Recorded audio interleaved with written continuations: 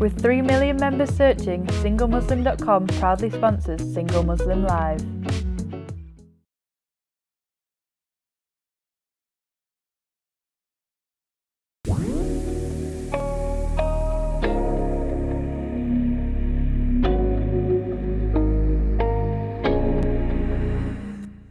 Assalamu alaikum and welcome to Single Muslim Live here on British Muslim TV, sponsored by SingleMuslim.com.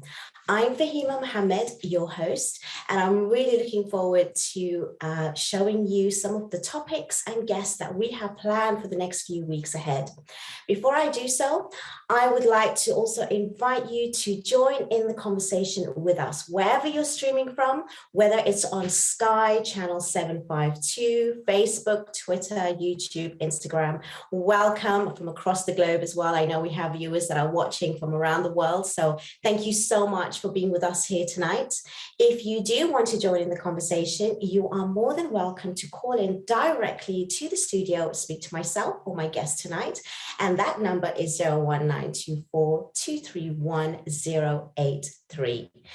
National network rates do apply, so please do ask the bill payer's permission before you do call in. If you want to call in or question or send a comment anonymously, you can do so via our free WhatsApp service. And that number is also at the bottom of your screen and will remain for the rest of the show. But just to remind you, it's 07585 835 150. I want to also address the fact that we're here to serve you from the team on British Muslim TV. We have these shows every week so that we can address your challenges and answer your questions and queries live so that you have the opportunity to get some advice, tips, and strategies from myself as well as my guests. So please do take this opportunity. It would be amazing to hear some of you speak tonight. Without further ado, I would like to invite my first guest for tonight, and he is Mamoon Yusaf. Assalamu alaikum. How are you today? Wa alaikum assalam wa rahmatullah. I'm doing excellent. Thanks for asking. Thank you so much. Great to be here, and thank you for inviting me on. No, it's our pleasure to have you tonight. I know how busy you are in your schedule, and to actually make time to talk to us tonight is a real treat. Really appreciate it. I have so many questions for you. We're going to be discussing Taqwa Dating. And I think that it's really raised a lot of issues around the whole title itself, which we will get into. But before we do, could you tell me a little bit about yourself so the viewers, the audience that's watching can have a bit of an insight as to who you are and what do you do? Yeah, so I'm an author, a speaker, and a coach, and I've been coaching predominantly in the Muslim community for over a decade, so about 12 years. And that's full-time working with people and really just trying to help people overcome the day-to-day obstacles they've got to living the life they want. And of course, as soon as I started this profession, I realized there would be a lot more relationship coaching than I had bargained for when I started my career. That is so true. I find that experience myself as well, because when you're doing coaching, you don't really necessarily go into a particular niche all the time, but a lot of people that come to you, even if they don't come to you with a relationship issue, it leads to it. And it's really fitting with tonight's show. Obviously, we are talking about relationships. We have a Muslim community, especially living in the West, that do have issues and challenges when it comes to finding a potential spouse. Now, before we go into more detail about Taqwa Dating, we've had queries, we've had questions and comments with regards to the two words not actually mixing, not actually even should be in the same sentence, because dating is a Western terminology and it doesn't really represent what us Muslims believe and follow. How would you respond to that, Mamoon? Well, to me, on one level, it doesn't matter what you call it. What matters is what it is. And the fact of the matter is, in the Muslim community, you're either single or you're married, and nothing happens in between. And in a way, this is really humble, and it's like, it's great and it's endearing that we have such a wonderful emphasis on marriage and on the value of marriage, and we know that it's sunnah and everything. So in a way, it's really a wonderful thing. The downside is it ends up that there is incredibly little and limited advice for young Muslims on what to do between being single and being married. That whole arena is the reason why there is so much struggle and confusion. And if you don't talk about something, that doesn't mean it's not happening. And the fact of the matter is, and let me just also say, I really relate to the problem. I really relate to this terminology problem. In fact, truth be told, my wife insists we never dated. She says, no, dating, no, we never dated. And I was like, oh, really? What were we doing before we were married? And she said, no, Mamoon, we were talking.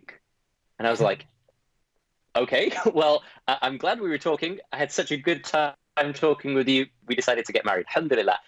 But the point is this, like, whatever you call it, it is what it is. There is this phase in between when you're single and when you're married, when you're trying to work out whether the person you're talking with is the optimal person for you to marry. My vision and my wish and my dream is for everybody to marry their optimal spouse. And this is one of the first things I recommend people do, is ask Allah subhanahu wa ta'ala from the depth of your heart in the middle of the night that he connects you. You know, so many people, when they come to me, they say, yeah, I do dua for marriage all the time. And I say, listen, don't just pray that you get married, because half the people I coach want to be married and the other half are struggling in their marriages, wondering whether or not they married the right person. So it make you married to the person on earth for you than it is to just get you married. So I say always, listen, if you're going to make the prayer, pray that Allah connects you with the optimal person. Now, the whole question of, you know, is this Islamic? Well, there's always been a phase between when people were single and when they got married. This has always existed. What makes things more challenging and confusing now is how and systems and in place. Well, I completely can hear you there, but before we move further, because I am trying to understand what you've sort of said at the very beginning with regards to the dating. And I guess I just want to make it clear to people that are watching that when it comes to dating, we use the terminology, but obviously if we are going to do it in an Islamic perspective, from an Islamic point of view, then we obviously need to adhere to certain boundaries and rules, which we know exist. So even if we're saying halal dating, taqwa dating, that actually means that we're going to be conscious as to what our actions are in between that phase of getting married to somebody. So it's not going to be the same as the normal Western way of thinking of dating, where you are free, mixing, and you have no boundaries and no rules. And I guess that's what we're trying to talk about today and actually make it very clear, because obviously even being on a social media platform and speaking online, a lot of people might get confused thinking that these boundaries, these rules don't apply, but it still does. You just have to obviously understand your faith, know that there are other options, where even if you're going to meet, you obviously may take somebody with you or make somebody aware of it. But just because you're doing it online does not mean that you cannot do the same thing. And in fact, if you are talking to somebody online, then it's nice for you to actually share with them that actually, you know what, my parent, my aunt, my sister, my brother, somebody knows that, you know, I'm talking to you. So it even takes away and filters the ones that people say, well, online, they're not serious. But then if they are happy and they're content with that, then you actually can get somebody who is actually going to be serious for you, and you filter out the people who are not serious, who are looking for a permanent relationship and who are willing to pursue it. So I guess that's what we're really trying to address here, that there is a period between finding somebody and getting married, and whether you call it dating or not, and you agree with that or not, well, we're actually saying that we can do it in a Islamic manner. And that's really important, that you are obviously in a state of consciousness and of fearing Allah subhanahu wa ta'ala, taking steps, making decisions and choices that is actually going to keep you in line with the way in which our Islam actually still envisage us to actually perform. So when you get to know somebody and you're speaking to somebody, it's actually still going to be within the guidelines. And that's something that we need to really discuss. And I think it's really vital and crucial that we do find this as something that we can take forward in the future.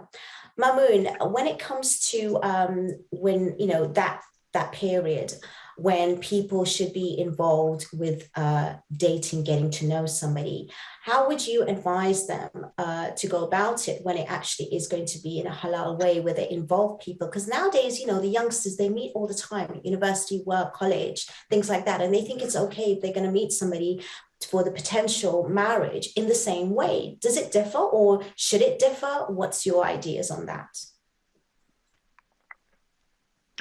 Yeah, great question. And I want to also follow up something you were saying earlier. When I coined the term Taqwa Dating over a decade ago, when I started coaching people, and it's really interesting because when I started coaching people, I was primarily focused on helping them achieve their Quran goals.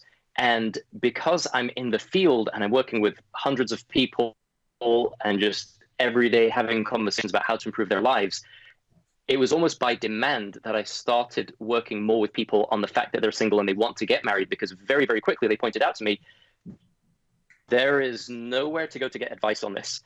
People talk a good game about being super halal and super Islamic, but those same people are saying they're saying, don't talk to the opposite gender. Don't talk to the opposite gender. Don't talk to the opposite. Why aren't you married yet?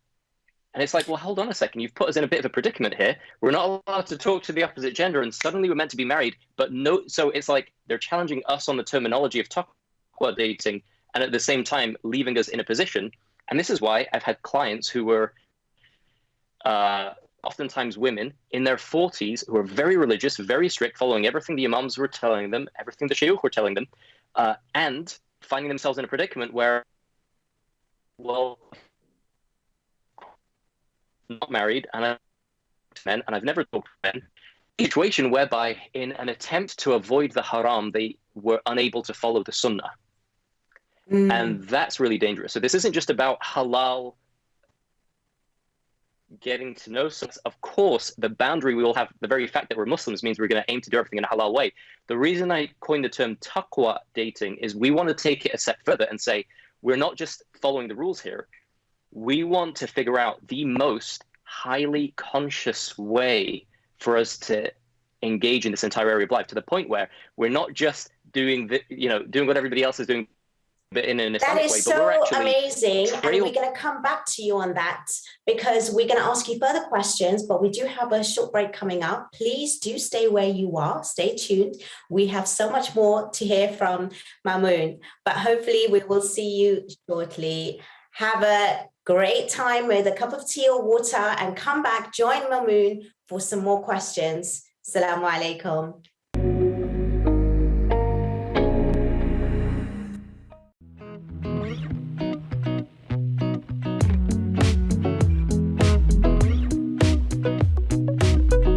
With 3 million members searching, SingleMuslim.com proudly sponsors Single Muslim Live.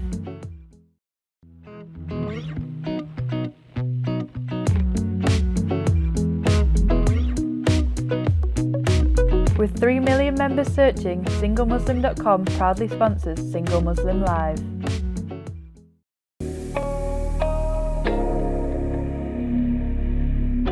Assalamu alaikum and welcome back to Single Muslim Live. We're here on British Muslim TV, sponsored by SingleMuslim.com.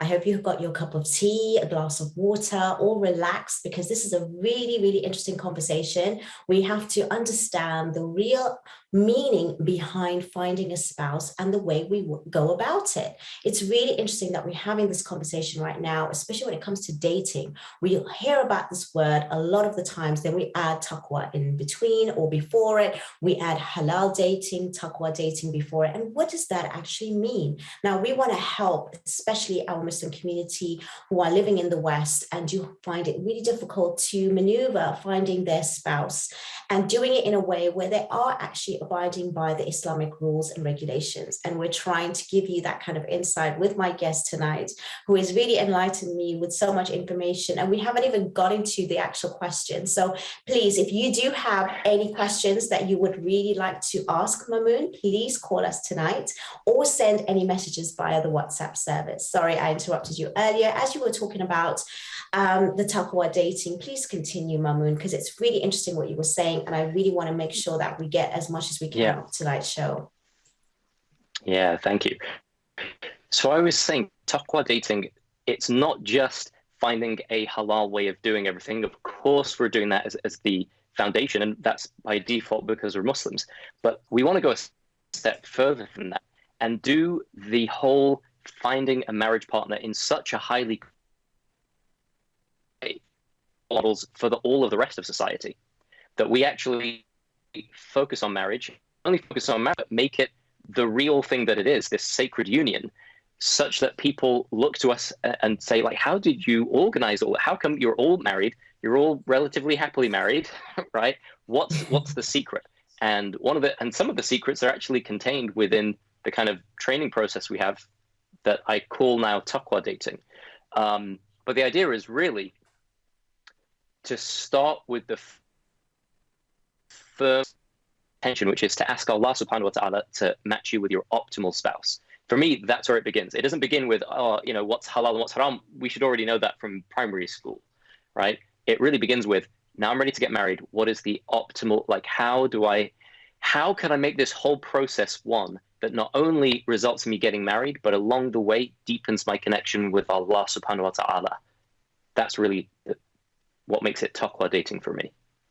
It's really interesting you say that. And as much as you might say that we all know this from primary school, but being a coach myself and speaking even to a lot of people outside the community as well as within, but especially within the community, unfortunately, we do find that we only know to a certain extent when it comes to our faith. And especially living here, we find that because the gap between the parents' generation and the generation that is now is quite wide. And a lot of us are practicing more culture than religion. And then we are living here for example, in the UK, and we're following a different culture. So it's not even about faith anymore. It's about the people that are actually now familiar with the fact that it's okay to go that extra step, to talk to somebody, get to know somebody. I know women that come to me and they might even say, well, we've been talking for a few weeks and it hasn't worked out and I'm really upset. So that emotion is already in there. It's involved. They are getting themselves emotionally involved straight away. So it's so much more like what you're saying than just the religious part, is that they don't understand that when they're getting to know somebody, it's really getting to know them without even that involvement and that emotion from themselves first, because they can get into trouble thinking that is it, that's the one. And I find that whether they're highly educational, professional women or men, they can really struggle in relationships. What is your experience on this, Mamoon? Great question.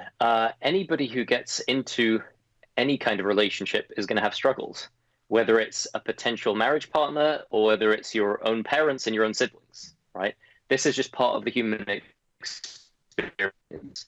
The question, I think, underneath the question is, someone is talking with someone, right? So let's say, a young man is talking to a woman and he falls madly in love. He's very attracted. He's head over heels, or vice versa.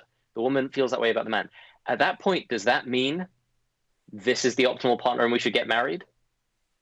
And that's really the question under this, is how do you know if the one you're talking with is the one you should marry? And if anyone wants the answer to that question, all you have to do is ring up and ask, and I'll be happy to answer it for you. No, that is so important because, understanding human mind and behavior is so different because, again, a lot of the times we are always acting on just emotion alone, and we are always going to get that high. We're always going to get that adrenaline at the beginning, and we think that is it. That's actually an indication, but your feelings are not going to be continuous, and you have to be more logical. You have to be beyond that, and you have to have a lot of support around you and people around you, whether it's a coach, an alim, an imam, or sheikh, whether it's your family members who are actually able to bring you this awareness, to give you this kind of insight, to actually guide you through it. That's why to go through it alone, to actually just speak to somebody alone, and to go on this sort of, so-called dating journey on your own, you will find that it's not going to be a struggle where we say it's something which is normal, but it's going to be a struggle where you might find yourself stuck and actually make a decision which maybe years later you might actually regret, and you might miss the red flags, you might miss a lot of the things because you're in that state right now, which is kind of like a high. And I think people don't understand their own mind and their own human behavior in order for us to understand this much better. That's why we have Mamoon tonight, who's hopefully going to answer that. So could you give us some of the processes that you use? I'm not going to go into your whole coaching session here, but just some tips as to, you know, if someone right now is in the middle of speaking to somebody, how would they hold themselves back a little bit? How will they manage their emotions so they're actually getting the real questions out there and getting the real answers for themselves, so that they can actually figure out that, you know, this is the right way about it and a safe space to actually go further? Yeah, great question. And also I want to ping back on what you were saying earlier, that just because you're really involved emotionally doesn't mean that it's the right person. And that's true.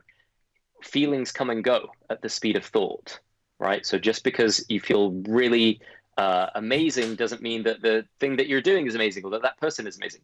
That being said, I think it's super important you marry somebody you are attracted to, right? That's super important. So it's a good sign that all of those feelings are there. What I would say is at that point, that for me is a fundamental thing, that you're attracted to your partner, you click, you really get on with each other, because you're going to be spending a lot of time together if you get married, right? So you want to make sure that that's all there. The challenge is to not stop there. If that's your only criteria, when I feel really good, then I know it's the one I'm going to get married, then you could really get in trouble. So at that point, I kind of move people along to the next step in the process. I kind of have this whole roadmap, which I take people through, but the next step in the process then is what I call the compatibility assessment. And compatibility doesn't mean like, do our personality types match? It means something a lot more practical, a lot more tangible, which is, what are our values? Like, where do I want to live? Do you want to have kids?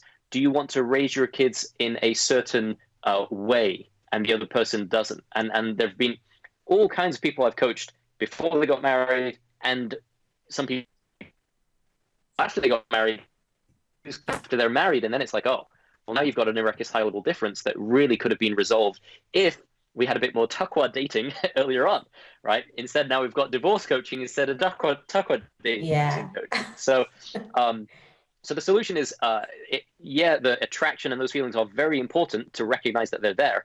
And honestly, this isn't just my little theory here. A sheikh told me this. He said, listen, one of the worst things a man can do, one of the worst things he can do, is to marry a woman when he's not really attracted to her. Because as soon as they get married, he can't fake it. You don't really choose who you are attracted to. It's not a choice. So he can't fake it. Now the woman is going to have all kinds of experiences that are undesirable, where she feels like she's unlovable and nobody likes her, and even though her husband isn't that into it, it causes all kinds of problems down the line, which is why I would say early on, absolutely make sure that that's in place. And I've seen people make both mistakes, by the way. I've seen people attracted, not do the compatibility assessment and rush into things, total mistake. And I've seen people get married without actually being attracted to the person they're marrying, but they're, mashallah, is a very good Muslim. Oh, Hafiz, mashallah, is a doctor. All of that stuff on paper, they look great, but there's no actual connection between them. And that results in real problems after marriage, right? Or within marriage. That's so true. I mean, as you're speaking, my mind's just blowing away right now, because I can also add to that to say it's, the attractiveness, the chemistry is there, but don't just think, the physicality is also going to last. There has to be the qualities, like you mentioned, that's going to keep that going. Because at the end of the day, people do change. Women, men, they age, they change in their height, in their weight, in the fact that, they might look differently after giving birth. And there's a lot of pressure, especially on looking the way you were when you first got married or before children, for example. So even though these things are really important, there are surface and you should worry about the surface, but a lot of the times that's all we're concentrating on. We need to concentrate, like how Mamoon has mentioned, as a holistic way of approaching marrying your potential spouse. But again, we can't just also have this big list of things. Again, it has to come with intention, with understanding that Allah subhanahu wa ta'ala is going to put you in certain places, but you have to also take the action to put yourself in those places and situations to find somebody. Because there are people now that literally it's more than a CV in order to have a checklist of what that person is. Now, when it comes to being psychologically switched on, because I know you use that terminology, and we are going to go into a short break shortly. But before we do, can you just quickly define what does that even mean? Yeah, the essential thing I teach is that feeling always comes from thought in the moment, right? So when you're switched on, you're just aware of that fact, and when you're not aware of it. Turns out, when you're aware of that, you run into these situations like, oh, I'm really feeling very attracted and happy about this person. It's recognizing that that's coming from thought in the moment, not from the person. The other person doesn't have the ability to cause those feelings inside of you. Allah subhanahu wa ta'ala, via the power he gave us called thought, gives us the ability to experience any feeling. And as you were saying earlier, with absolute wisdom, feelings they come and go pretty quickly. So you can't base everything just on a feeling, right? I believe that it's great that the feeling is there. It's wonderful when you have it, and recognize where it comes from, right?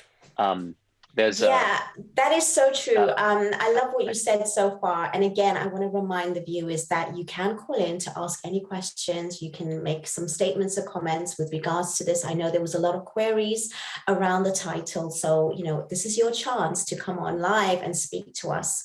And it would be really amazing to hear you.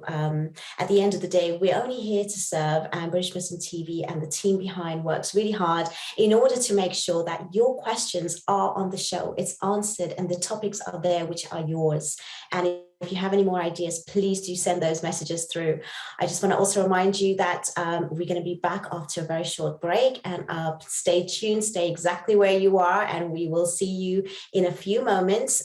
Please send those questions and those WhatsApp messages coming through, and hopefully I will read them after the break. See you shortly. Assalamu alaikum.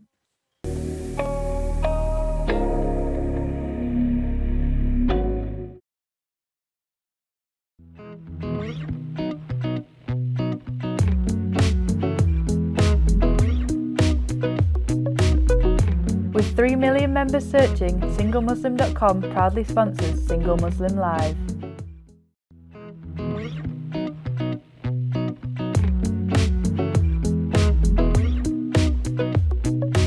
With 3 million members searching, SingleMuslim.com proudly sponsors Single Muslim Live.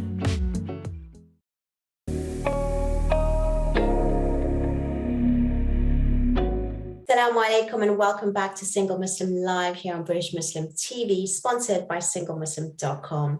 I'm Fahima Mohammed, speaking to Mamoon Yusaf tonight with regards to the topic around Taqwa Dating. A lot of you are commenting, and I really love the fact that you're interacting and engaging. And if you do have any further questions, you can call in live. We are here to take your calls.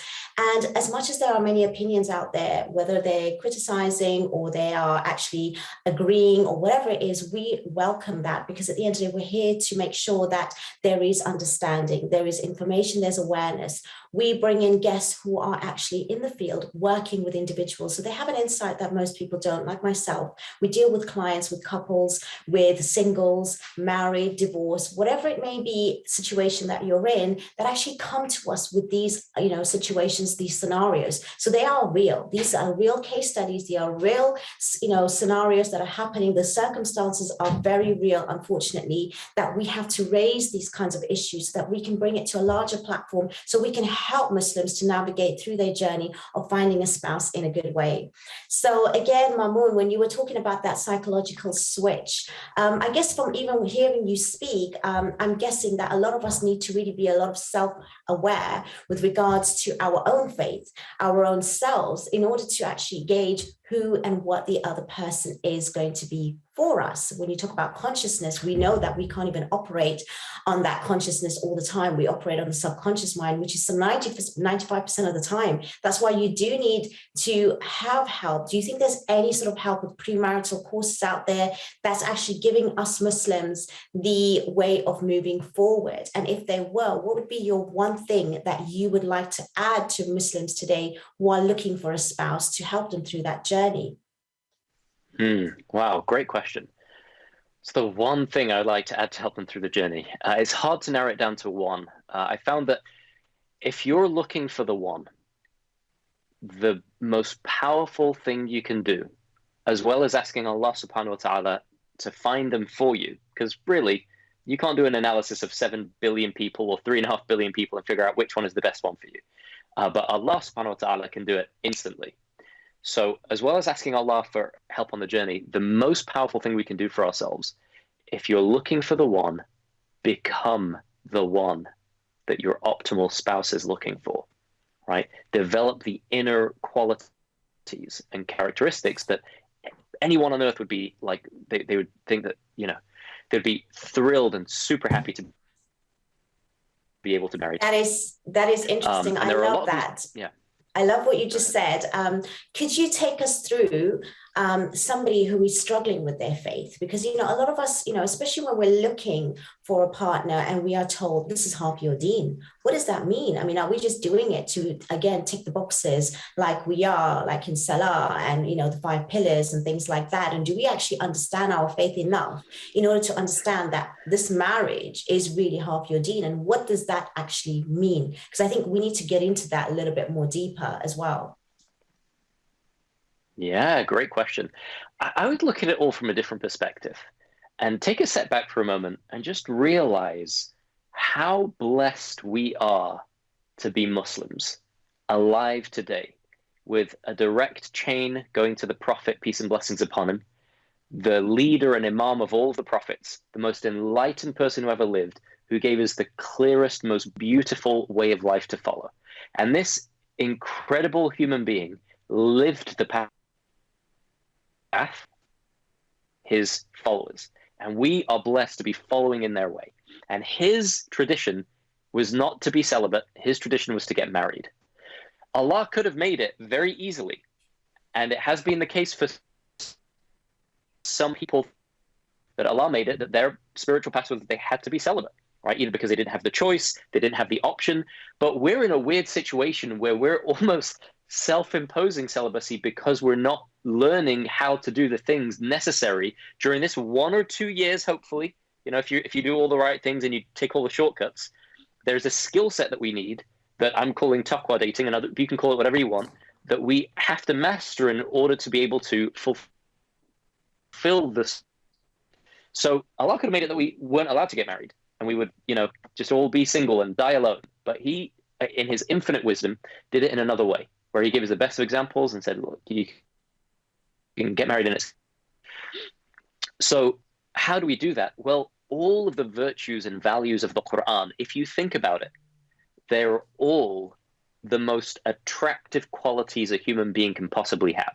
And if you want to be successful in this journey, to find a partner, the more we can live by these values, and taqwa is one of them, right? But there are many values the Quran teaches, including sabr, resilience. Boy, you're going to need some of that if you're going to go on this brave journey to try and find the optimal spouse for yourself. We do have a question, gratitude. Mamoon, actually. We have someone who has messaged saying, have you got any evidence that Taqwa Dating works? Yeah, everybody who is married who had taqwa while they were talking to their spouse. So I think that there's millions and millions and millions of case studies. I think what they mean is like the exact particular process. Listen, it's not about me. Think about it. Taqwa is being conscious of God. Dating is the phase that you go through before you're married when you're talking to your partner. Everybody who's done those two things, myself included, Fahima included, millions and millions of Muslims around the world included, right? They're all the success stories. Everyone who follows the path of Muhammad sallallahu alaihi wasallam and gets married and talks to their partner before they get married. And by the way, it could be in different contexts. Some people do it. I don't say that you have to do it using a website or using an app. If your parents introduce you to someone and you talk with them and it works out perfectly, Allahu Akbar, you're the luckiest person in the world. What I would say is a little bit different now to what was the case in people who are struggling in their marriages. Something is different now to 100 years ago, which is that today, the only reason to stay married to someone is because you want to be married to them. 100 years ago, there were a lot of other reasons to stay married. It was bizarre to not be married if you could be, right? The world was a little bit different. There was a lot more. There were a lot more social and really governmental structures in place that yeah, divorce has always been halal, but it was harder to do. So my point in saying all of this is, because the only reason to stay married today is because you want to be, that means all of us have to up our consciousness. We have to up our relationship skills. We have to up our game in terms of being very careful about who we choose to marry, and being very careful about how we treat them and how seriously we take the institution of marriage if it is to be maintained, and not just maintained on paper, because you can make it can be made a mockery of if it's just something that happens on paper.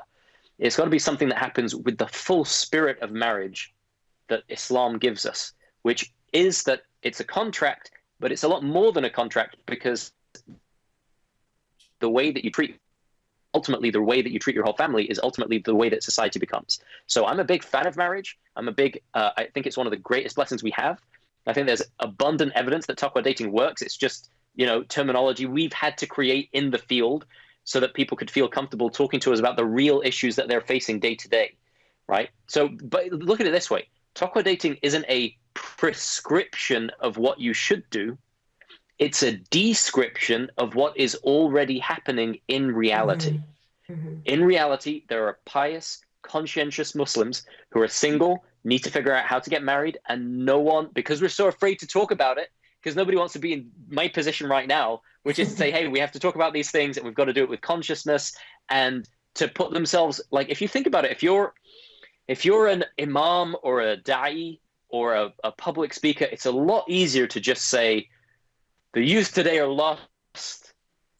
They're all absolutely, the very fact that you're talking to anybody at university means you might as well just give up now, right? It's very easy to be extreme in that way. And it's a lot harder to deal with the actual reality day to day on the ground, and deal with the fact that there's very little advice, there's very little support, there is very little, we're facing new situations, and our approaches to them as conscientious Muslims have to develop faster than the situations develop, right? It wasn't that long ago, there were no apps, right? Yeah, absolutely. No, I agree with you. And I love what you said, because I think it's really, again, it's vital that we do sort of state these things. We're not just talking because we're just saying this to sell a package or whatever it may be, like you being a coach. A lot of people might think that that's how it is, but there are real case studies, there are real scenarios, there are psychological studies, even speaking myself to a lot of people who have actually come to me when they are at the detrimental stage, and you go back and question them as to how they started at the beginning, when there wasn't awareness, when there wasn't consciousness with regards to your faith and starting off on the right track to begin with.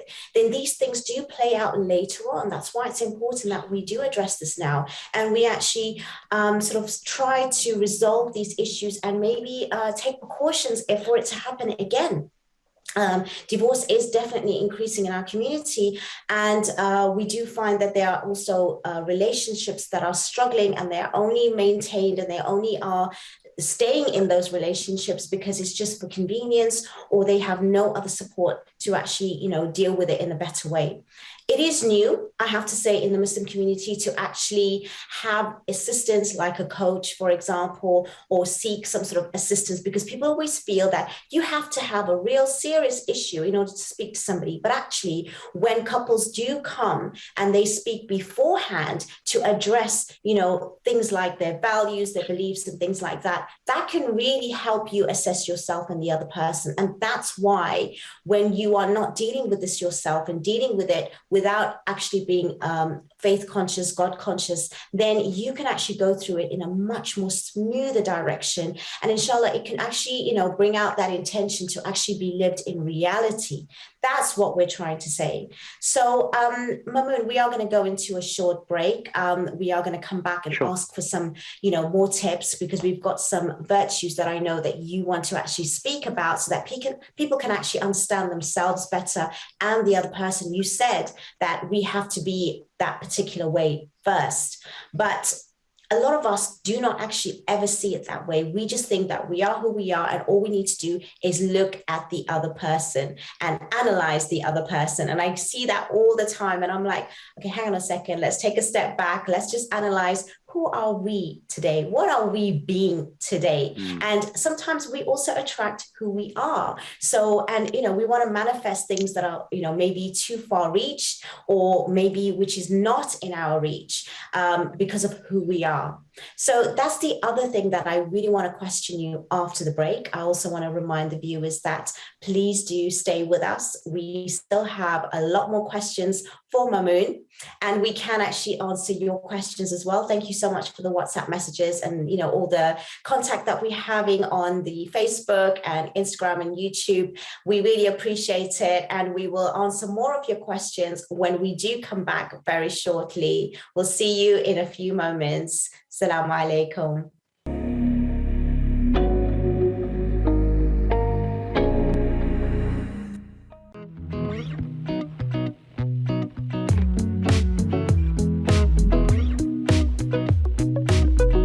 With 3 million members searching, SingleMuslim.com proudly sponsors Single Muslim Live.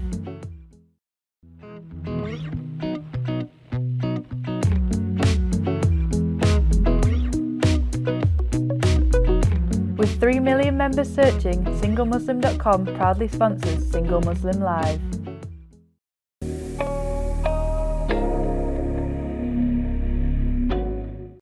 Assalamu alaikum. Welcome back to Single Muslim Live here on British Muslim TV, sponsored by SingleMuslim.com.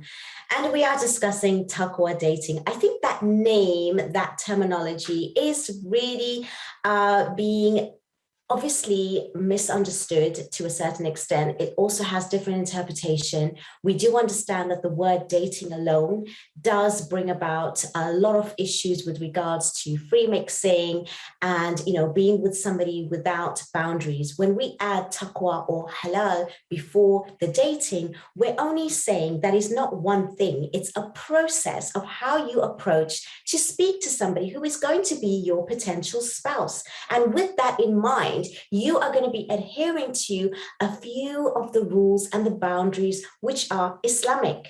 So hopefully that is clear. But if it's not, I hope that Mamoon, you can actually address this to be a lot more clearer. And also with the question that we had before with regards to the evidence of Taqwa dating, and is it something that can be used? It's not an actual distinction, it's an actual process. How would you, again, address that question?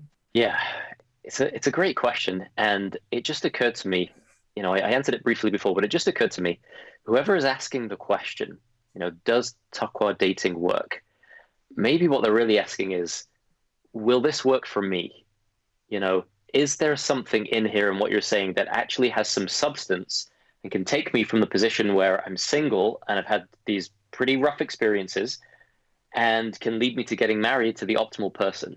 And what I would say to that is taqwa is your best bet. I don't just mean following the laws of Islam, that goes without saying, although we can say it now. What we also mean is being as highly conscious as humanly possible during the whole process, being conscientious of your connection with Allah during the process, asking yourself when things get really rough in relationship, how are your prayers? How's your connection with Allah? Of course, this can only help. And the reason it helps is that in Islam, everything's brilliantly constructed and it's all connected. What happens is the stronger our connection is with Allah, the more present we become, the more mindful we become. And the more present you are, the less insecurity you have on your mind. So when you're meeting somebody, the connection happens a lot easier and a lot more authentically. And there are all of these other values that Islam teaches that we started talking about before. And taqwa really is just it's a term that leads us into all of them, like resilience. And I kind of, I remember them with by saying, it sounds strange, but it's like an anagram, like Dr. Clap, DRCLAP. It helps me remember the key qualities that everybody I coach learns to develop so that they become a much more, a much better version of themselves, right? So what are these qualities? How does it all work? Well, we start with detachment. Detachment basically means recognizing upfront that your feelings don't depend on your relationship status, right? A lot of people are super needy and insecure during the whole process of trying to find a partner because they genuinely believe I'll be happy when. It's what I call the ultimate nafs. I'll be happy when I get married. I'll feel loved when I'm finally married and have children, right? So that's the first thing, is detaching from that. It's an absolute illusion, and it's a trick that your mind plays on you. You will never be more able to be happy than you're able to be right now.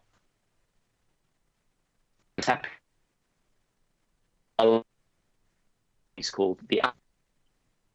Could you repeat that again? The first one, sorry, was detachment, and the R was for, because I missed that. Sorry, could you repeat that?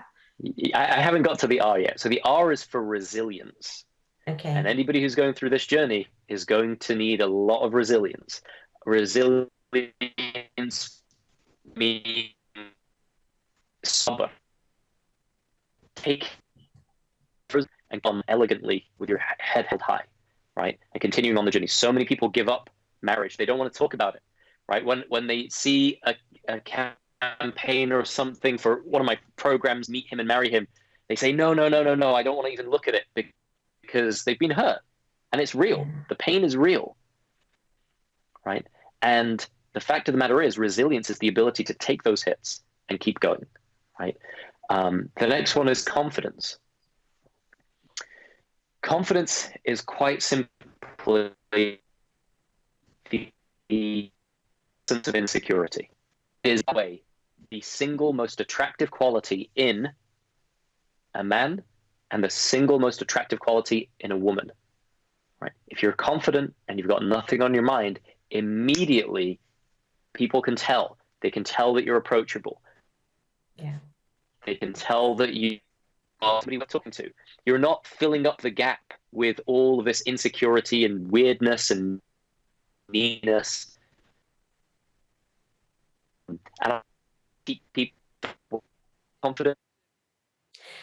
Unfortunately, we have been interrupted with some noise there. But anyways, I love so far what you've talked about. I think it's really important that we do understand that these are stages and strategies that we can use, because learning a lot about human mind and behavior, these are very common behaviors that can actually get you into trouble.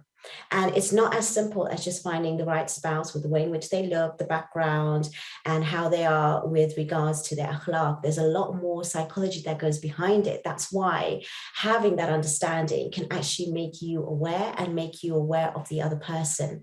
And you are going to be triggered when you meet somebody else. And your triggers are going to be things that you are projecting as well to the other person. We do come across very normally hearing that I will only feel, whole when I meet somebody else. No, you are whole, complete. You are 100% by yourself first.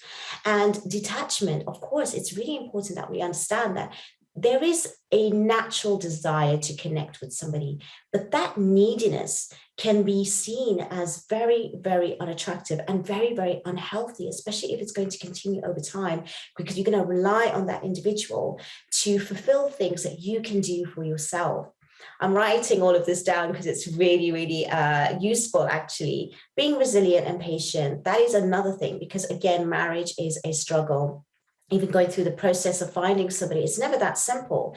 There's lots of interferences that come in between, and it's really to have that quality is going to be useful. The confidence, a lot of people feel that if they do show confidence, that it becomes maybe across as arrogant or, too much. But again, we're not used to seeing people that are confident in society, because again, it's like that shyness or that, that sort of saying that, I'm not good enough, so that people can understand that, this is the way to speak. And I'm trying to get people out of that way as well myself, because the confidence is one thing that makes you have self-esteem and feel assured that you know yourself and you know what you want. And it brings about a lot more clarity as well. So what was the other thing that you were mentioning? Because I love this, and I might use it myself, actually, Dr. Clapp. Go for it. Yeah, the more we can get the word out, the better. A quick thing on confidence. It's very important to realize that arrogance has nothing to do with confidence. Arrogance comes from insecurity. If somebody's being arrogant, they're just showing everybody very publicly all of their insecurity. Look at it this way. Was the Prophet ﷺ confident? Of course. Yeah, absolutely. Was he confident or was he insecure? He was absolutely confident. Was he arrogant? No, it doesn't add up. So it's very simple for us to realize confidence is an essential quality. Look at this another way. Humility isn't thinking less of yourself. It's thinking of yourself less. And when you think of yourself, automatically confident, and you're automatically present, and you're in the moment, and that's where all the magic happens. So that's a really important thing to share, confidence. So there's a lot more on this. Like, if anybody wants a real in-depth training on this, can I tell them? Please do, because we are coming towards the end of the show. So please share your details. Yeah. And if people want to reach you, because I know we've only really touched the surface on this, to be honest, and there's so much more. So please do share your sort of Instagram handles or any social media sort of. Yeah. So if you want more detail on this, I'm a full training on it. Then the best thing to do is to go to meethimandmarryhim.com.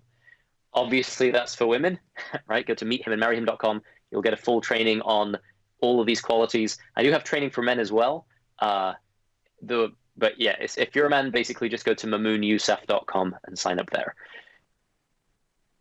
And then you'll my email list, and I'll send you great tips all the time and of how to actually live by all these qualities.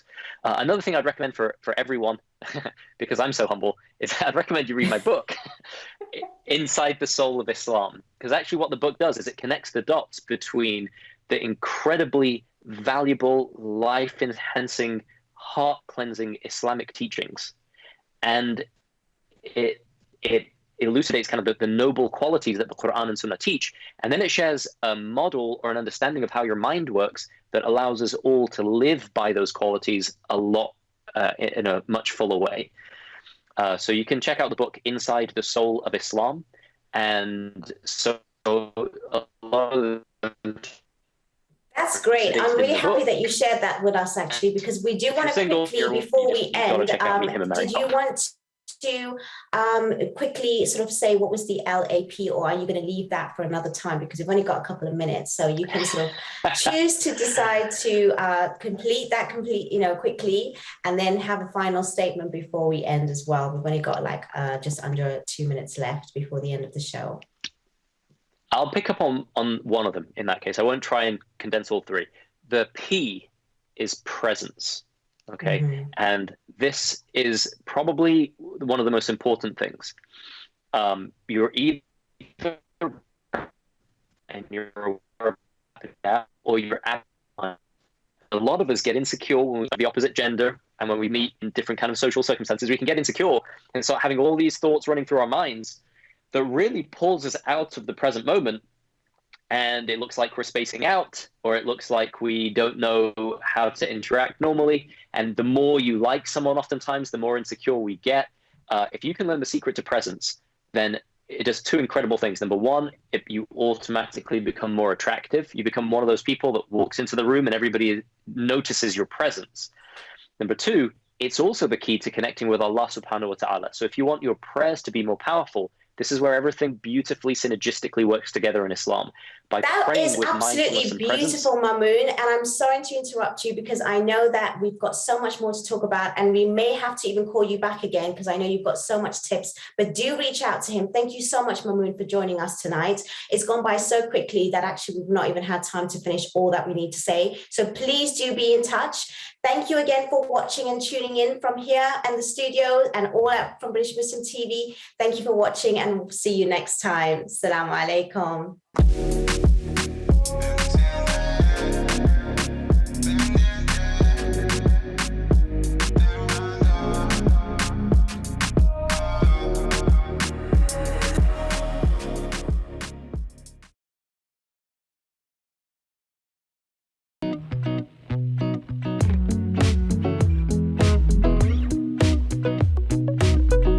With 3 million members searching, singlemuslim.com proudly sponsors Single Muslim Live.